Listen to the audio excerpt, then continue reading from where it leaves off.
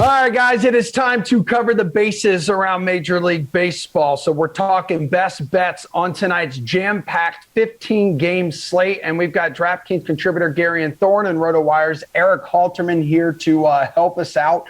So first base, a money line or run line you're chasing. Gare Bear. Yeah, I'm going to go with the White Sox. Generally, a pretty easy rule of thumb. If the White Sox are facing a left-handed pitcher, you should probably bet on the White Sox that night, especially if they're at home. Their last 15 home games against a left-handed opponent, they are 12-3.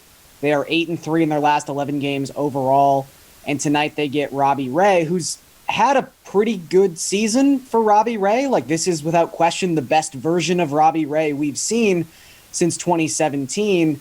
However, with more pitches in the strike zone, Ray has been giving up a lot more hard contact. He's giving up over 2 home runs per 9 innings.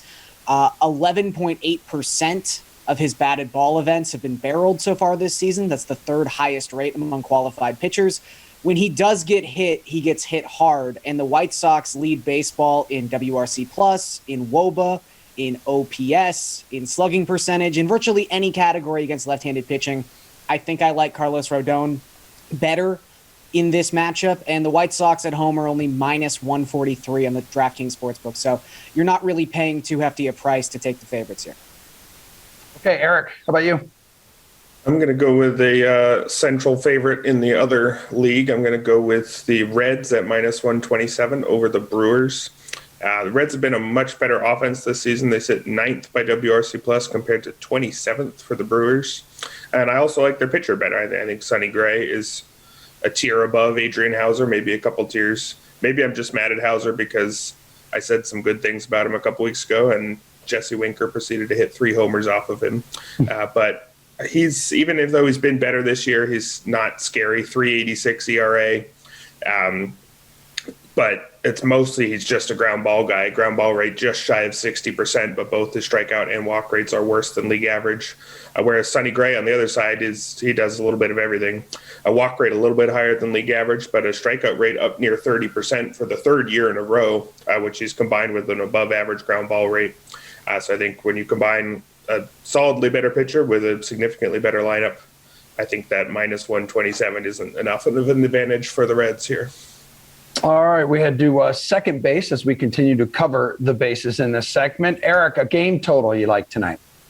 Yeah, might be a little bit of a disagreement between me and Gary and on this one. I know he talked up the White Sox offense against Robbie Ray because they do hit lefties, but I'm going to go with the under in that Jays-Sox game, under 8.5, because I do like Ray and I really like Carlos Rodon. These are 2 good offenses. They're averaging 9.9 runs. So it's going to need to be a lower scoring game than these 2 normally put up. But I think with these 2 pitchers, that is what's going to happen.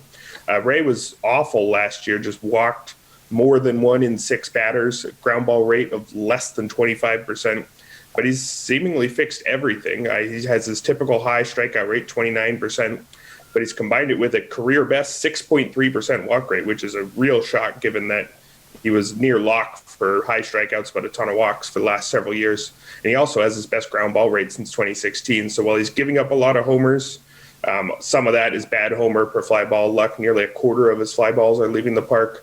Again, like Gary mentioned, some of that is, he does own some of the hard contact he's giving up, but I think probably deserves a little bit better than that. Normally there's a lot of luck involved in that number. And Carlos Rodon on the other side has just been elite, making good on his promise. After years of injuries, a 1.98 ERA is only a little bit better than he deserves if you look at the estimators, which have him in the mid-2s.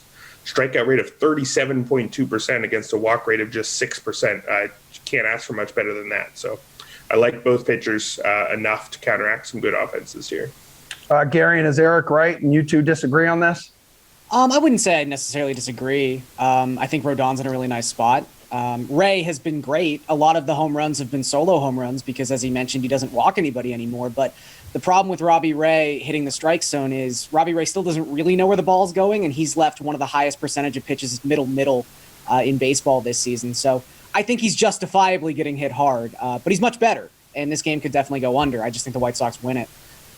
In terms of a total, I'm going to go with Baltimore and New York. I don't know if this game actually gets played. We're going to have to kind of watch the radar for this. There's, I think, 8 or 9 games on this slate that might be affected by rain. So that's not really saying too much. But this is just two bad pitchers. And this line's actually moved since last night. It started at 9. That was minus 120 to the over. Now it's 9.5. It's minus 104 to the over. And I actually kind of prefer that. Look, David Peterson has just been awful his last 5 starts. He's got a 7.2 ERA in that span of time. He's giving up a 3.77 WOBA in that span of time. And he's actually tied with Robbie Ray at 11.8% barrel rate when it comes to per batted ball event. And I think kind of sneaky, the Orioles are the second best team in baseball hitting left-handed pitching by WOBA. They're the third best team in baseball by WRC plus against lefties. Whether it's Mancini or Mountcastle, who's been on fire lately. Freddie Galvis has been amazing and is hitting cleanup for the Orioles, which is kind of strange. But you get it on the other side, too, where you've got Bruce Zimmerman going to the mound for the Orioles. He's got a 6.25 expected ERA. So I don't think either of these two teams is going to struggle to put up runs in this game.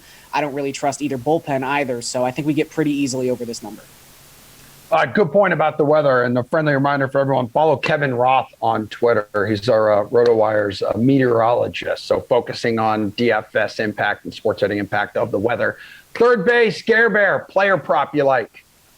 I'm going to take the under on Aaron Nola strikeouts. It's set at 7.5, which I sort of understand considering the Braves have struck out a lot recently. They're around 27% the last 2 weeks, but Nola really hasn't been an elite strikeout pitcher this season. His strikeout rate is hovering around league average, and he's only actually hit this number in 4 of his 12 starts so far this season. So I'm going to take the under, considering Atlanta for the season as a whole is about league average, 25% strikeout rate against right-handed pitching. So I just don't think Nola gets there. I don't think he gets all the way to 8 strikeouts. Erik, player prop you like? Yeah, I'm actually on the exact same one, and this is as a pretty big Aaron Nola fan. 7.5 is just aggressive. That would be accurate if we're talking about last year's Aaron Nola. Last year he struck out basically a third of opposing batters, but that was a clear outlier. He's not, throughout his career, he's not been an elite strikeout guy. He's an above average everything guy. He never struck out more than 20% of opposing batters in any season except for last year, and he's back down there this year at 26.7%. So he's only hit, as was mentioned, only hit that over 4 times out of 12 this year. Hit it 7 out of 12 last year, so it would have been a good number then. But this year's Aaron Nola is the Aaron Nola we've seen for most of his career. So 6.5 would be a pretty interesting one, but 7.5 is too high. All right, guys, we're running tight on time, so I need you to speed it up here on this last one. Take us home, Erik. Any future bet you like? Yeah, I was looking at some of the division odds, comparing the implied probability to Fangraphs playoff odds, which I tend to trust. And the one that stood out the most is the Red Sox division winners at plus 350. That's an applied percentage of 22%. Fangraphs has it at 37%. I will note that projection systems do tend to underrate the Rays just because whatever magic they have, they get the most out of their players, even if their players are flawed. But that's a 15 percentage point gap. I think the Jays and Yankees are both very good, but they're both 5.5, 6 games behind the Red Sox. So I like the Red Sox at much more than a 22% chance to win the division. Gary, and quick, please. Yeah, I still think it's a good time to hop on Vlad plus 225 to win AL MVP. The Jays have yet to play Baltimore, Seattle, or Detroit. So he's got about 30 games of terrible pitching still to go on this schedule. I think he's going to put up some ridiculous numbers in the second half.